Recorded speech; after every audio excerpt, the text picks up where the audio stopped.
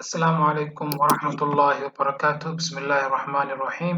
وأنا مع محمد إبراهيم halkan waxaan kasii wadanaynaa casharadeen imtixaanaha nooc ah aan ku baranaynay advanced excelka maanta waxaan baranaynaa cashar loo yaqaano purchase sheet oo ah xaashida iibsiga sida mataqaana loogu diyaaro excelka mataqaana xaashida wax iibsiga marka alaab soo gadato sida loogu diyaarsado mataqaana excelka saan ayaa u diyaarsan sameynaysaas ani hadda kalrada anaa samaystay qof kastana suu rabo ayuu u samayn karaa without colorna waa u diyaarin kartaa adoo qurxina waa diyaarsan kartaa hadda tusaale ahaan waxaa soo gadanay 1 2 3 4 5 6 quantity ama 6 product ayaa soo iibsanay oo alaaba oo qiimo ka soo bixinay gogooniya marka waxaan rabnaa sida mataqaana la iskula xisaabiyo loo xisaabiyo mataqaana purchase sheetka warqada sida loo diyaarsado ayaa rabnaa inaan isla ogaano tusaale ahaan waxaan soo iibsanay productyada waa kuwan soo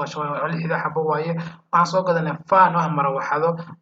waxaan ka soo bixinay purchase rate waa tan mataqaana qiimaha ka soo bixinay tan waa quantity oo inta xabaa soo gadanay tan waa maxay purchase amount total mataqaana inta total lacagta amount inta noqonayso hadda purchase mataqaana fan waxaan ka soo bixinay tusaale ahaan waxaan ka soo bixinay $15 ayaa ka soo bixinay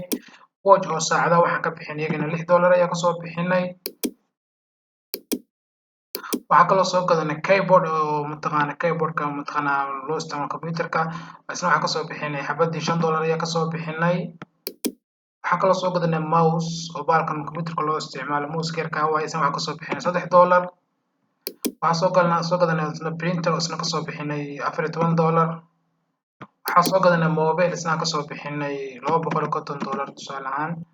markaad xaggan waxaad ku qoraysaa quantity-ga inta xabaa soo gadatay marawaxado waxaa soo gatay haddaan dhaho 5 xabaa soo gatay iyagana watch saacado waxaa soo gatay 3 xabo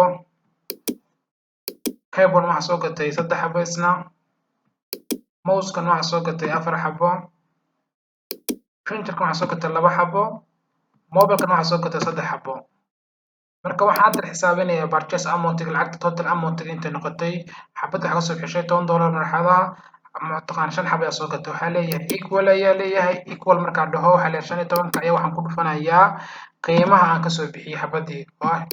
qiimaha micnihii inta xabaan soo gatay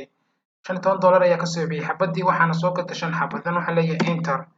$75 ayay mataqaana marawaxadaha joogaan dhan 5 xabaan soo gatay halkan ayaa saa soo jiidaya ilaa ka sakeynaya mid kasta qiimaheedu waa taa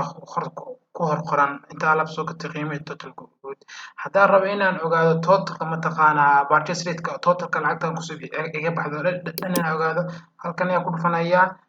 sum meesha auto sum ayaa tegaya sum ayaa ku dhufanaya dan enter ayaa leeyahay lacagta bixi total waxay noqotay $293 haddaan saan usoo jeedo inta xabaa soo gatay iyo total amount-ga rabo inaan ogaado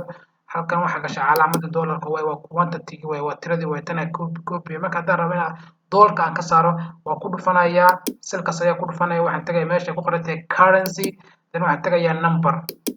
automatically isbedelaya wuxuu noqday tira ahaan quantity 20 xabo ayaa soo gatay alaabta soo gatay dhan waxay tagaysaa 20 xabo ayay noqotay purchase amount-ga oo dhan wuxuu noqday $898 marka waxaan jeclahay casharka inaan ku soo koobo waxaan jeclaan iska fahanay wassalaamu calaykum waraxmatullaahi wabarakaatuh